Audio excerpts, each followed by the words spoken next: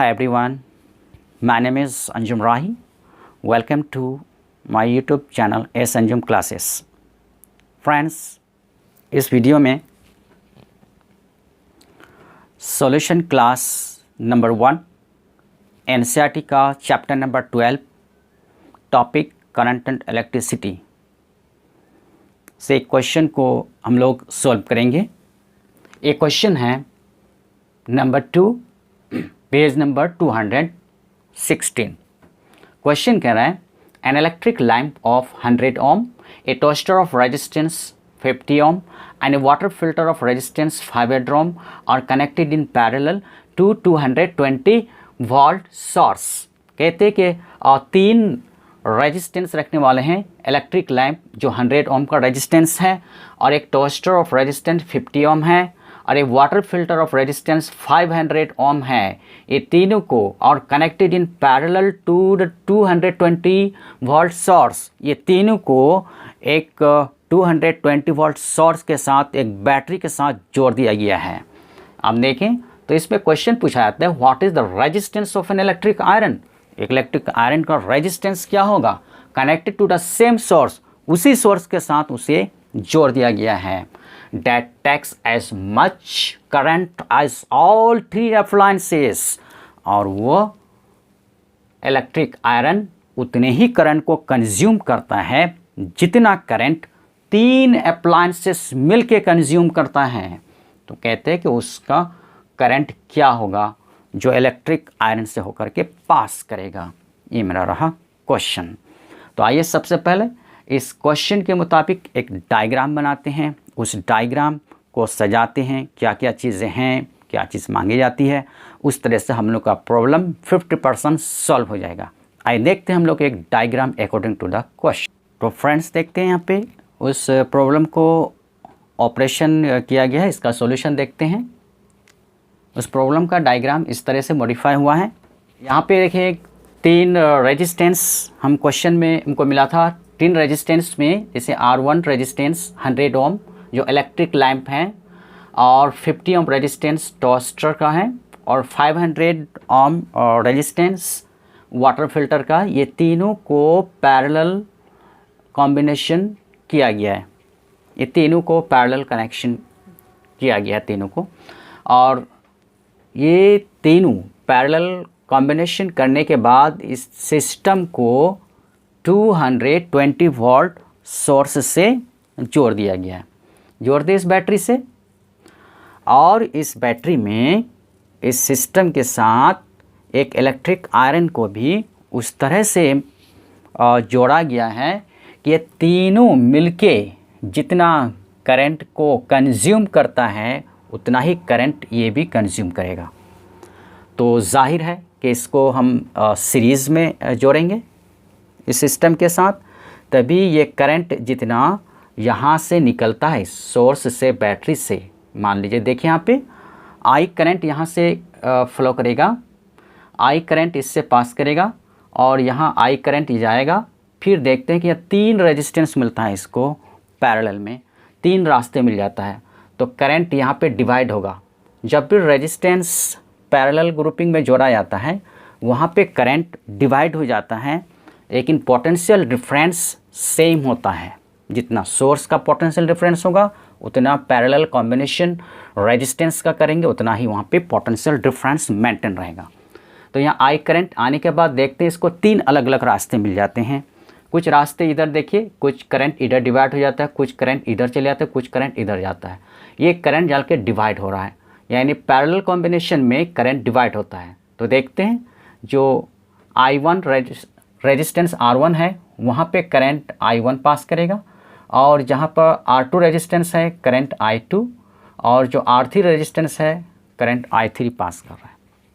तो यहाँ करंट किससे कितना पास कर रहा है वह मसला नहीं है, बल्कि ये प्रॉब्लम है कि ये तीनों जो कॉम्बिनेशन किया गया है पैरेलल कॉम्बिनेशन तीनों रेजिस्टेंस को, ये तीनों का इक्विवेलेंट रेजिस्टेंस सबसे पहले हम निकालेंगे। एक प्लान करते हैं सबसे पहले, आइए प्लान किया जाए। क्वेश्चन में पूछा जा रहा है कि जो इलेक्ट्रिक आयरन है इस इलेक्ट्रिक आयरन का रेजिस्टेंस कितना होगा और इससे करंट कितना फ्लो करेगा। आइए थोड़ा सा प्लान करते हैं हम लोग।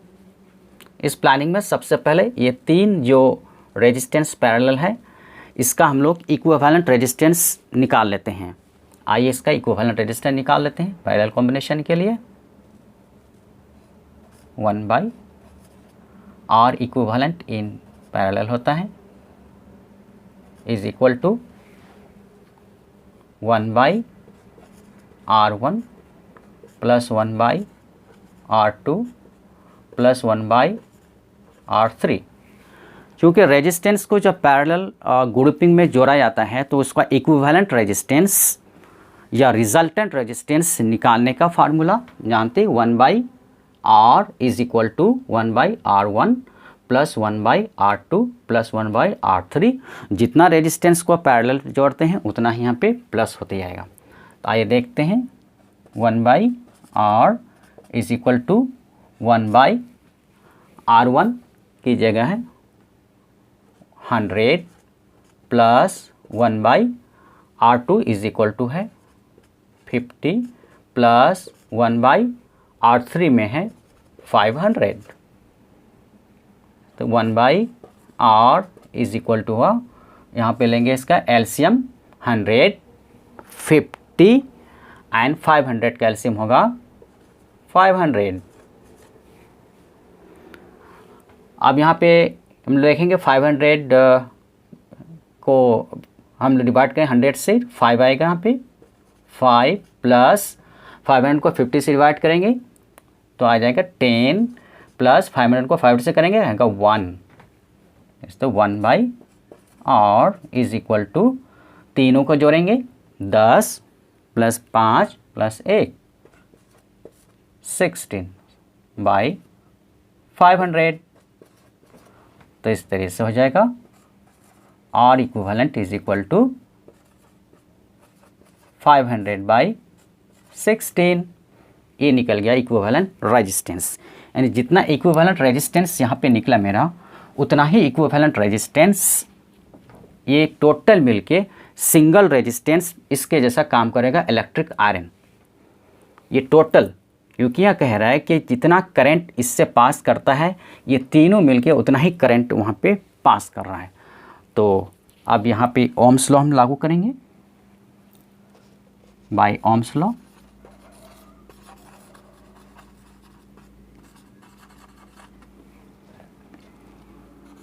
V is equal to I into R, ये देखें।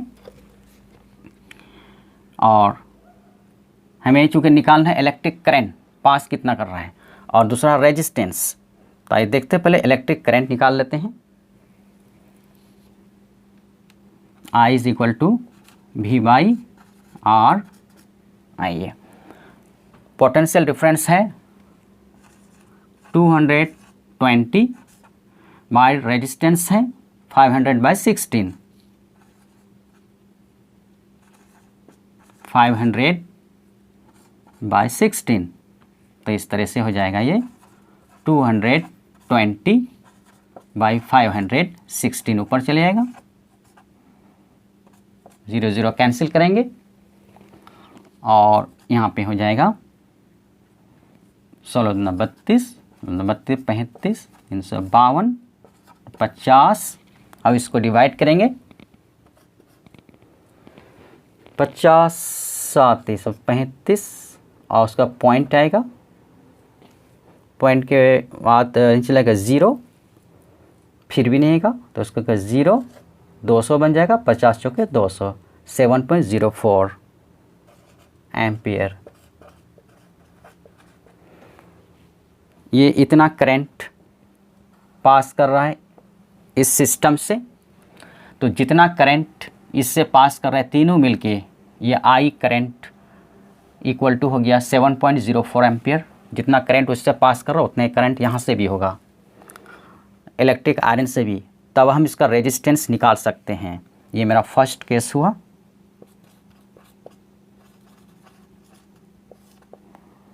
कि इतना इलेक्ट्रिक करंट पास कर रहा है पूरे सिस्टम से, तो ये सिस्टम में ये 7.04 एम्पियर करंट पास कर रहा है, उतना ही करंट यहाँ भी पास कर रहा है। तो इलेक्ट्रिक आयरन से पास करने वाला करंट होगा 7.04 ampere.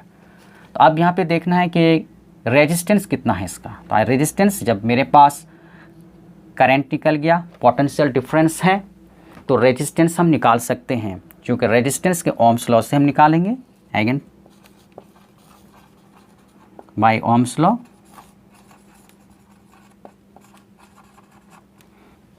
V is equal to I into R, में रेजिस्टेंस निकालना है, R is equal to V by I,